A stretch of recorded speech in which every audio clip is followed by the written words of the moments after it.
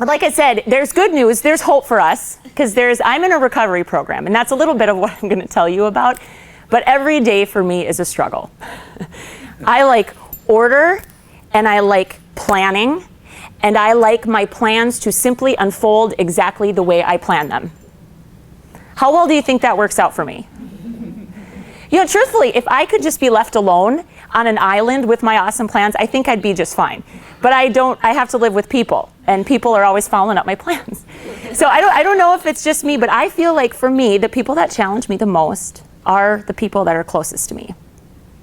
So I'd like to introduce you just a little bit more to my family. He mentioned them in my intro. So I've got 3 kids. Andrew is 6, Carter is almost 4, he'll be 4 next month, and Brinley is 10 months old. Just, and I'm a perfectionist. So and again, maybe this is just me, maybe this is just my children. There's some moms in the room, yes. My kids are just tiny tornadoes of chaos and destruction. I don't get to order anything, I don't get to plan anything, nothing is ever neat, nothing is ever tidy. My kids don't even need to be awake to make messes. I can put my 4-year-old to bed, he's almost 4.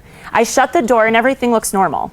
And then I open the door the next morning and what were you doing in here all night? What kind of dreams were you having? I don't think I'm alone in that. It's really, really challenging. And then my husband, Jeremiah, is a man. So I thought, why not just wrap up the messenger? So I put the cap on the end of it, and I wrapped it up, and I found a book on becoming a daddy. And I wrapped it in the perfect packaging. I painstakingly picked out the packaging, thinking maybe really pretty packaging will brighten this up a bit. And I picked out the perfect bow, and I picked out the perfect location. It was the most romantic place in my parents' house. My old bedroom. On that Friday, I take him up to my bedroom and I hand him the gift and I hand it over and I said, here's to our new adventure. You know, and he's thinking the Oaks thing. He has no idea. And I hand it to him and he says, oh, you bought me a gift. And in my head, I'm thinking, I feel like I kind of had to. So he opens it, misses the book entirely, opens up the stick. It's flipped upside down. And how's this there's 2 men in the room, love you guys, but this was such a man thing. He flipped over and he looks at me and he goes, I don't get it.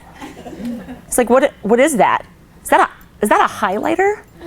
I'm standing there and yep, honey, it's a highlighter. It's a special highlighter with a special highlighted message just for you. You should flip it over. He flips it over. And with the most, clearly he could see what it said. And with the most excitement I've ever seen my husband muster, he looked at me and he said, really? And I went, yes! Can you believe that this is happening right now? Oh my God, I can't believe it! And I just completely fell apart. And again, these moments, he steps forward, he puts his arms around me, he goes, this is gonna be awesome. And that was it. He was thrilled. And my family, they were thrilled. And as thrilled as I was, I kept seeing, almost in big lights, broke, homeless, pregnant, bad reality TV right there. And there was no amount of perfect packaging that was going to change that.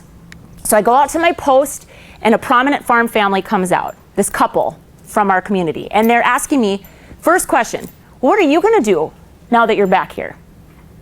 Good question. But instead of going to the long answer, I just said, my job right now, my focus, is to help my mom get this business off the ground. And he says, oh, that can't be all you're going to do. You're going to get a job at the bank or something, aren't you? And to his face, I just kind of gritted my teeth and I went, I'm sure I'll figure it out. And in my head, I'm thinking, do you not know who I am? Have you seen? I am the CPO, sir. Hello, if you need a pumpkin, I have got the power. I'm the only one that can get you pumpkins. Don't talk to me like that. In that moment, of the fury within, it became so clear to me that people aren't always going to get what we do. Truly, they were used, Oaks people, my hometown, they were used to seeing me as a successful person. And I say successful's in air quotes because success looks different to different people. But they were used to seeing me not just in the Oaks Times, not just our little local paper, but the Fargo Forum. I had made it to these people. I had become somebody. I was a banker. I was a professional. I was Rebecca. And now I was showing him how to get to the corn maze. He didn't get it. And again, there's going to be times when people don't understand the choices you make. They don't agree with the choices you make. And just because other people don't get it doesn't make it any less worthy, any less valuable, or any less important. And this isn't just about our careers, you know, the way that you move and navigate through your career. This is about anything you want to do. Let's say you want to knit. You want to learn how to knit. There are absolutely going to be people that say to you, what do you mean you're knitting? What are you going to knit? You're going to sell them? What's the plan? What are you doing? What are you doing with this knitting thing? You could just put your hand up and say, I'm knitting.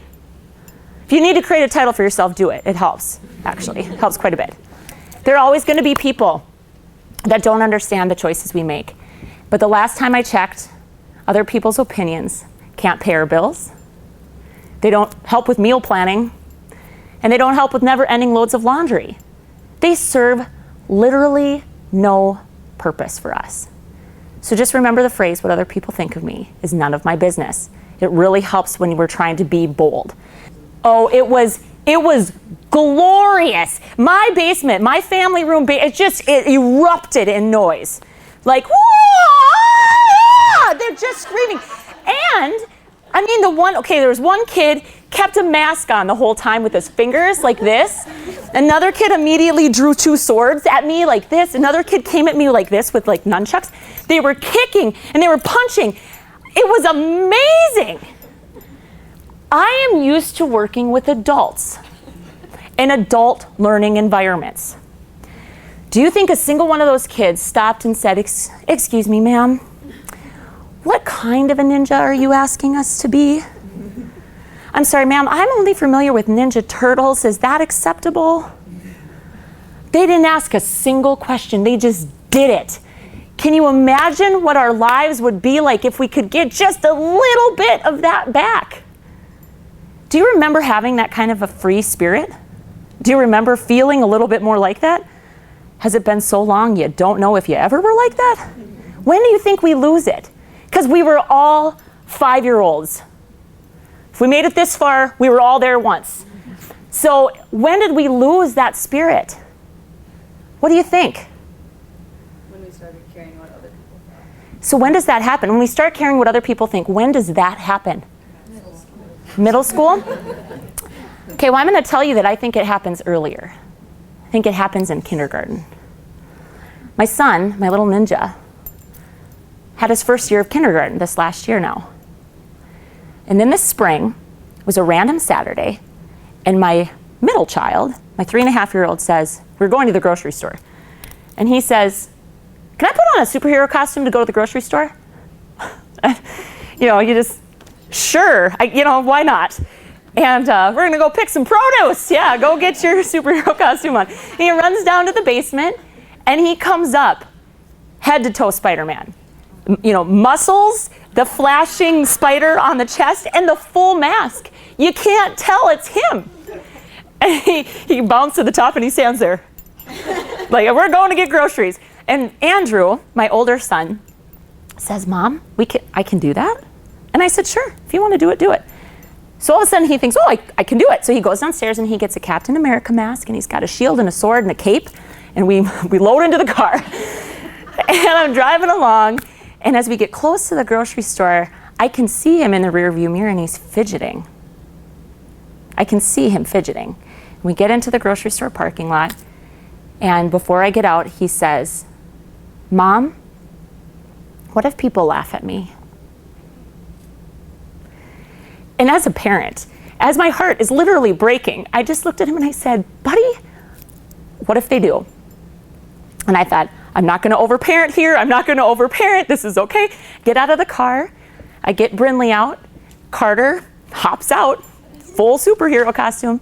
And before Andrew got out of our car, he took off every single last piece of that costume. Because as a 6-year-old, he was that worried about what people would say. Isn't that heartbreaking? And so here's the reason I'm even telling you that. I'm saying, be bold. Let's do this. We can do this. We have years of unlearning to do. But I'm telling you, there's no time like the present to start. Let's decide. Let's choose to stop worrying about looking stupid, making mistakes, and what everyone else thinks about us. Let's be bold. I met her shortly after my husband and I returned from Montana back to Fargo. And my friend said, you should go to this networking event. I said, I don't want to do networking. I'm tired. I don't want to do the business card exchange thing. I'm over it. She said, no, there's good people there. You should go. So I go. And I said to myself, I'm just going to go and be me, and my point is connection. I'm not going to do the fake and phony business exchange. Business card exchange. I'm not doing it. So I get to the event and I sit down next to this woman with a simple brown bob. She's got a black business suit on, a really great necklace on, and a good glimpse of mischief in her eyes. And I sit down next to her and I just said, hi. This is what she did. So she's over here. Wow. In my head, I'm thinking, did she just meow at me? What is going on? Is she hitting on me? Is this a new thing? I've been out of Fargo for a year. What is this, the new way that we greet people? And in my head, I'm thinking, do I go wow, back at her? Do I bark at her? Do I moo at her? I have no idea what I'm supposed to do. So of course, I just look at her and I said, I'm sorry. And she said, oh, I noticed your kitten heels when you walked in. They're super cute. Wow. And I thought, you are gonna be my new best friend. And she is.